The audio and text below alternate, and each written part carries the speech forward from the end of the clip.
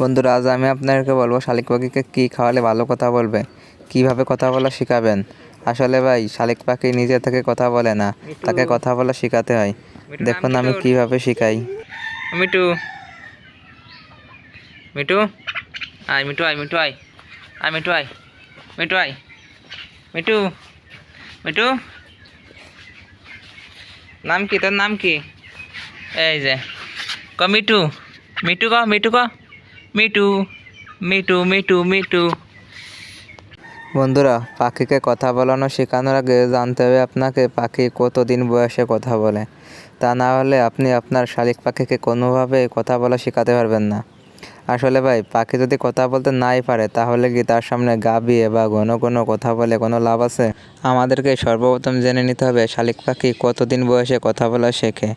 আসলে ভাই, আমাদের যাদের ছোট ভাই বোন আছে তারা কিন্তু ছোট থেকেই কথা বলা শেখে না। ভাই, আমরাও কিন্তু ছোট থেকেই কথা বলা শিখে আসেনি। আমরা কিন্তু বড় হয়ে মা বাবার হাত ধরে বা পরিবারের হাত ধরে কথা বলা শিখেছি। এমনি এমনি এটা সম্ভব হয়নি।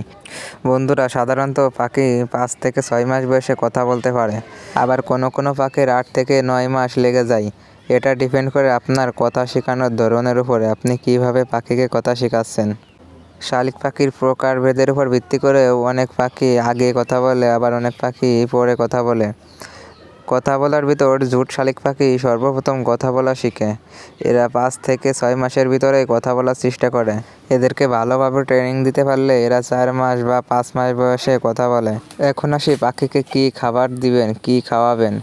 ভাই, সবার আগে শরীর। আপনার পাখির শরীর যদি ভালো না থাকে তাহলে পাখি ভালোভাবে কথা বলবে না। বন্ধুরা, এখন আমি আপনাদেরকে বলবো শালিক পাখিকে কী খাবার দিবেন, কী খাবার দিলে শালিক পাখির শরীর ভালো থাকবে। শালিক পাখির সর্বপ্রথম যে খাবার সেটি হলো ফিড।